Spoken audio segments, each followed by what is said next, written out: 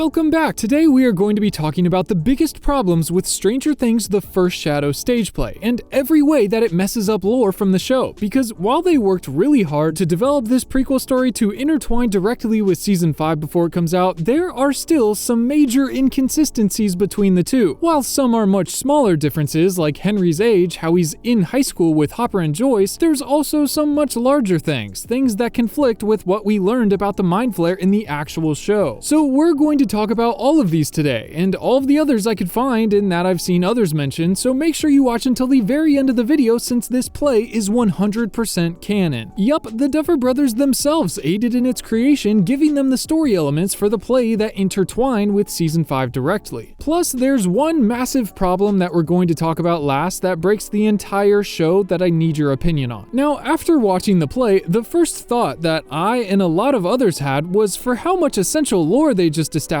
it is crazy that they didn't professionally film this, just like the trailer, and release it on Netflix for everyone to watch that wasn't able to physically fly across the world and spend hundreds of dollars on seeing it. Don't get me wrong, the play is amazing, highly recommend, specifically the West End version, but there's no reason to put so much of the story behind a paywall that 99% of fans don't have access to. And keep in mind, the play started over 2 years ago now. It would totally be reasonable for them to put it on Netflix before Season 5. If anything, it would drum up even more excitement for the final season and for the actual play itself. The coolest thing that happened 2 days ago is during the Season 5 press tour in New York, Jamie Campbell Bower, the actor that is Vecna/Henry Creel, just made his Broadway debut by stepping in and being Henry Creel for the very final scene of the play. It skips forward in time a couple years to after all the MKUltra test subjects were born, and Henry is a little bit older as Brenner is asking him to be an orderly. And Jamie Campbell Bower comes out and the crowd just goes crazy.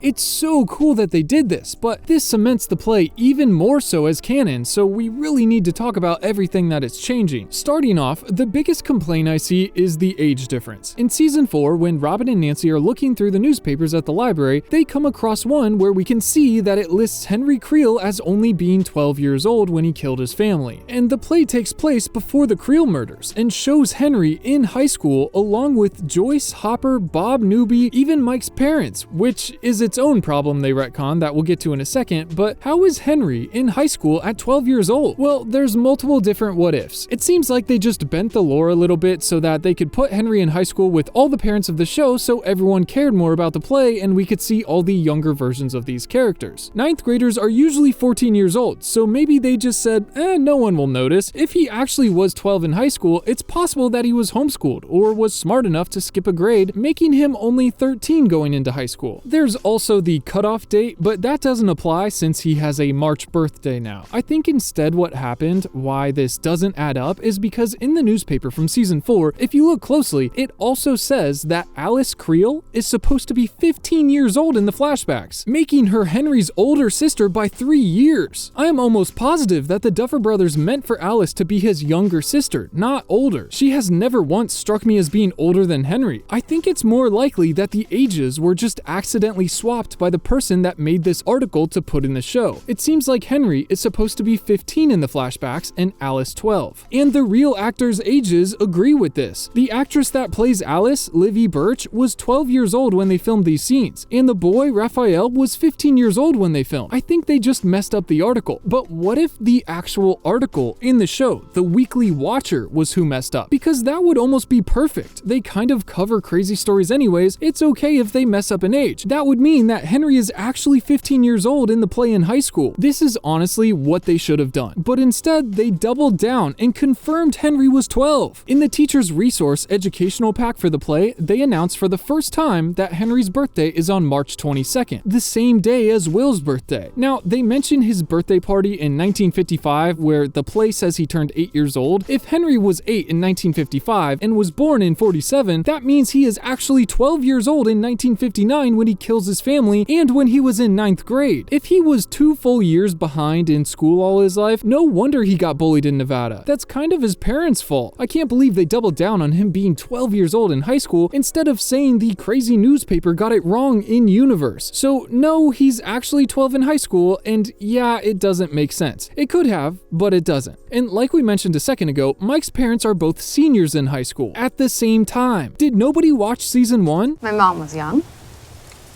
My dad was older. This implies that her parents are far enough apart where it's worth mentioning. It doesn't mean that they're in the same grade. And if we look at the actors that play Ted and Karen Wheeler, they are 8 years apart. This is most realistically what the Duffers actually wanted their age gap to be. But since there was an opportunity to put all the parents in school for the stage play, they went ahead and either ignored or retconned this detail in the show. The most of their ages could be apart is like a year or two max, which is normal for relationships. It would be weird, I guess, if Ted was a senior and Karen was just starting 4th grade. This is, like I said, somewhat of a minor continuity error that doesn't matter too much in the grand scheme of things as long as you're okay with ignoring it next time you watch this scene. But to me, honestly, one of the biggest things that changes what the show established is how close Joyce and Hopper are in the stage play to all of the paranormal happenings. I mean, constantly. Throughout the play, Joyce and Hopper are firsthand around a lot of flickering lights, which they realize with radio static have a direct correlation to the mystery killings. And that's entirely what season 1 is comprised of. Just flickering lights mixed with a bunch of mystery deaths around town. And just 20 years ago, Hopper was right there investigating the exact same thing on his own. He is the one, along with Bob, that learned the radio static is linked to the killings. And he actually presses Henry at school if he did the killings, and Henry gets scared and the lights start flickering and they explode. And Hopper sees this thing happen more than once. It's just so crazy knowing all of this that Hopper has the audacity to not believe Joyce immediately when she tells him about the flickering lights and the static over her phone line. It was only 20 years ago. The town went under curfew. Everybody's pets were being murdered with their eyes being gouged out. Hopper is the first one that ever noticed the gouged out eyes, which also means that both him and Joyce, once they get back from Russia after season 4, should have immediately said something to the kids. At the very least that they went to high school with Henry Creel. I mean, when they get around to dealing with how to save Henry from the mind flare in season 5 by finding something he loves, they'd better pipe up quickly and let the kids know about Patty Newby, because Joyce is the first one that saw Patty and Henry's chemistry and is basically the reason they got together so fast. She pushed them together. Another thing, back to Hopper not believing Joyce not making sense anymore, he also comments in season 1 how nothing ever special has happened in Hawkins. He didn't believe that someone took Will because nothing like that ever happens here. And he even doubles down and says that the biggest thing that's ever happened in Hawkins is when a bird mistook Eleanor Gillespie's hair for a nest. This is Hawkins, okay? You wanna know the worst thing that's ever happened here? It was when an owl attacked Eleanor Gillespie's head because it thought that her hair was a nest.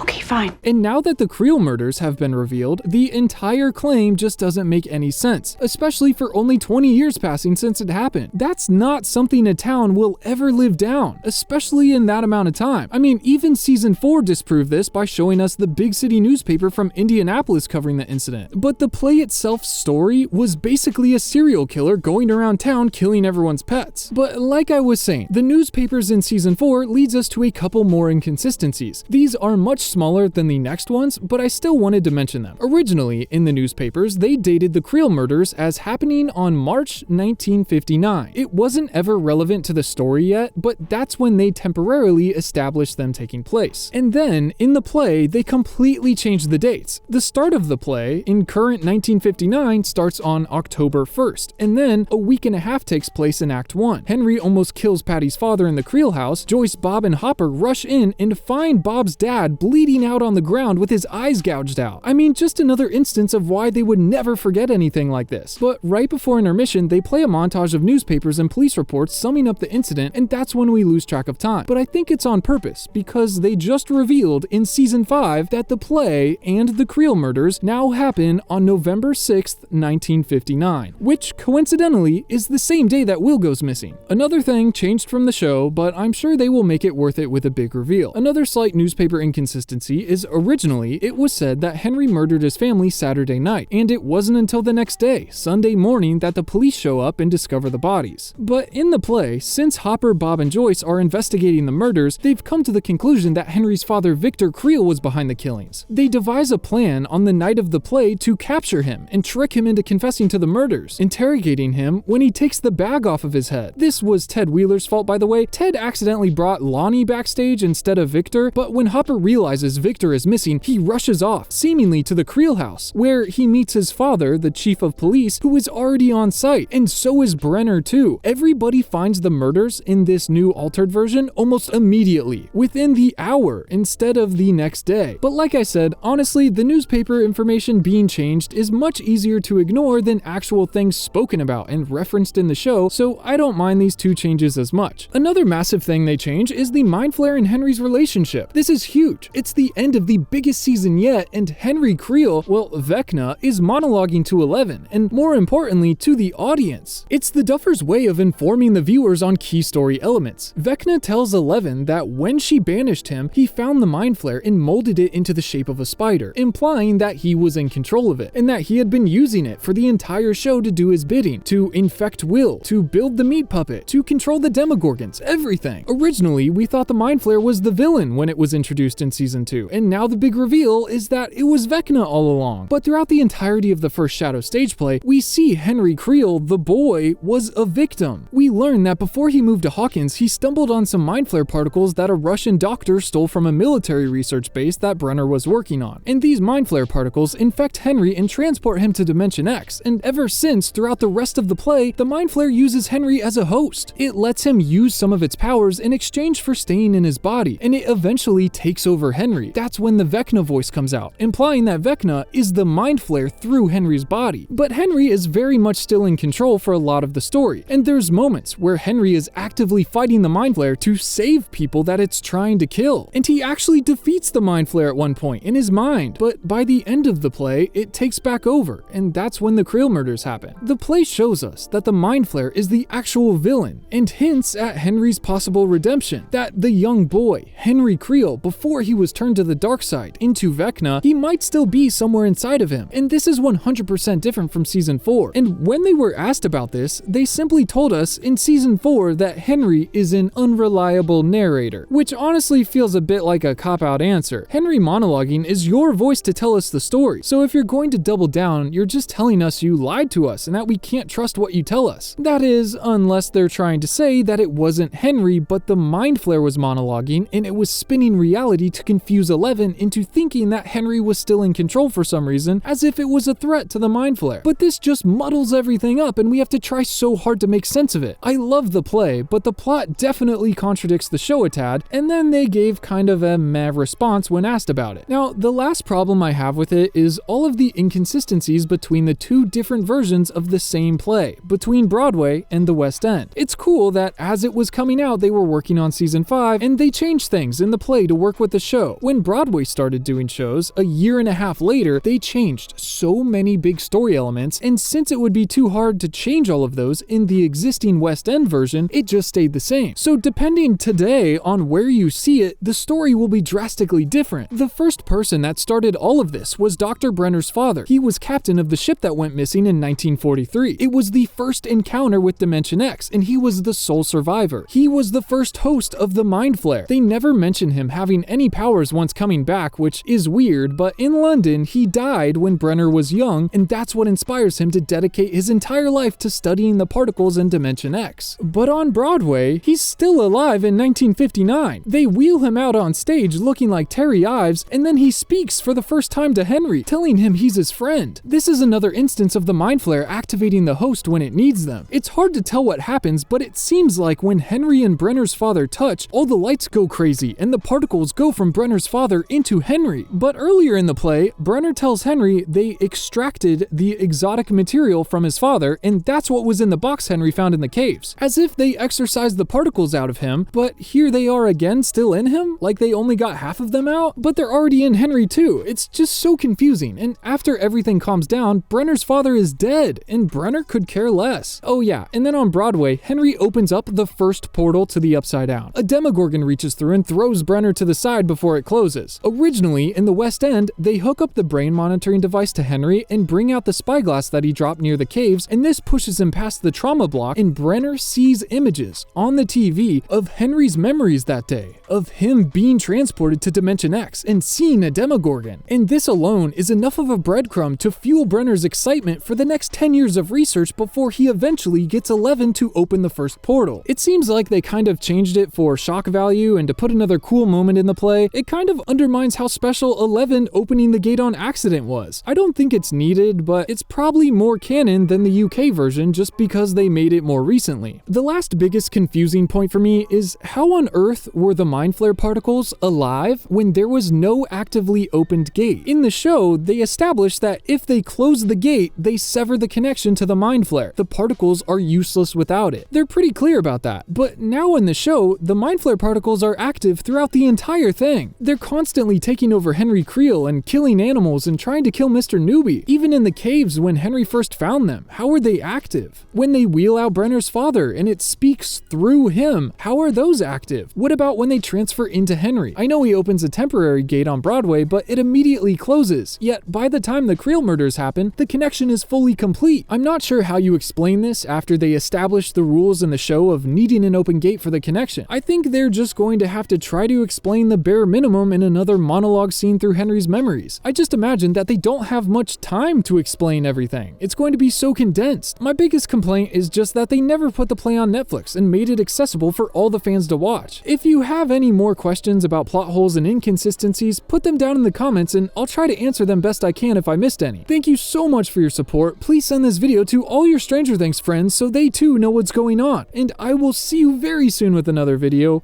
Peace.